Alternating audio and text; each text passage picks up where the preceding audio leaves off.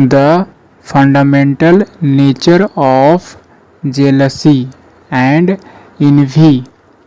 That means कहा जा रहा है the fundamental nature as a singular subject के रूप में इस्तेमाल किया गया है, जैसा कि ऑफ एज अ प्रीपोजिशन के रूप में इस्तेमाल किया गया है, और उसके बाद जो आने वाले वर्ड होते हैं एज अ ऑब्जेक्ट के रूप में इस्तेमाल किए जाते हैं।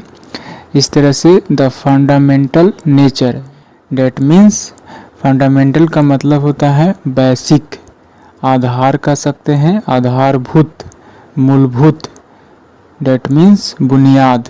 एंड नेचर का मतलब होता है फितरत, प्रकृति, यानी कि आधारीय प्रकृति, डैट मीन्स मूलभूत प्रकृति जो है ऑफ किसका, जेलसी। जेलसी का मतलब होता है ईर्ष्या, यू कैन से कह सकते हैं किसी को सुखी होते हुए देखकर दुखी हो जाना, ऐसा यहाँ पर कहने का मतलब है। एन इनवी, जलन, डाह, इस तरह से द्वेष कर सकते हैं, यानी कि किसी को सुखी देखकर दुखी हो जाना, ऐसा ईर्ष्या और जलन की फंडामेंटल नेचर यानी कि आधारभूत प्रकृति इज, जैसा कि सिंगुलर सब्जेक्ट है इसलिए सिंगुलर वर्ब का इस्तेमाल किया गया है।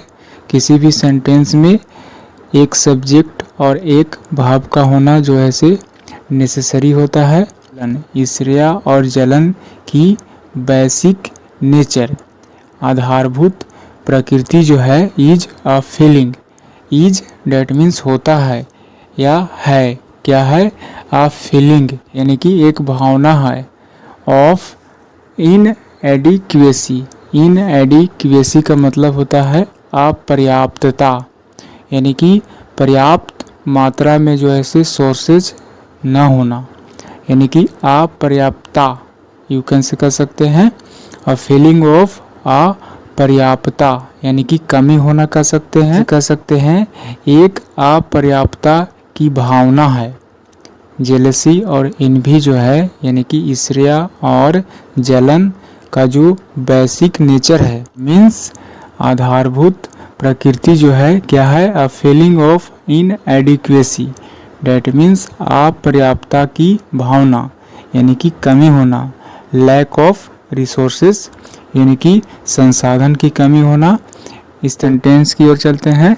If you were really blissful, that means कहा जा रहा है ब्लिसफुल, डैट मीन्स आनंदित, जॉयफुल, यू कैन से कह सकते हैं। यहाँ पर कंडीशनल सेंटेंस का इस्तेमाल किया गया है। If you were really blissful, यदि आप होते, रियली सचमुच में, ब्लिसफुल यानी कि आप जो है से आनंदित होते। You would not be envious of anyone. I repeat, if you were really blissful, यहाँ पर सेकेंड कंडीशनल सेंटेंस का इस्तेमाल किया गया है। कहा जा रहा है कि यदि आप वाकई, रियली सचमुच में, वास्तव में, ब्लिसफुल आनंदित, जॉयफुल कह सकते हैं, आनंदित होते। यदि यानी कि काश आप जो है से आनंदित होते। You would not be envious of anyone. Anyone that means किसी पर्सन के लिए इस्तेमाल किया जाता है, किसी भी पर्सन के लिए। anyone, envious of anyone. envious that means ईर्ष्या, जलन, दूसरे की सुखी देखकर दुखी होने की भावना कर सकते हैं, फीलिंग।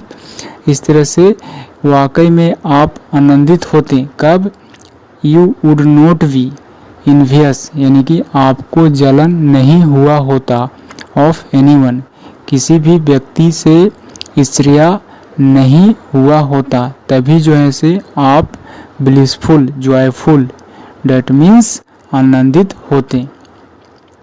ऐसा कहने का मतलब है।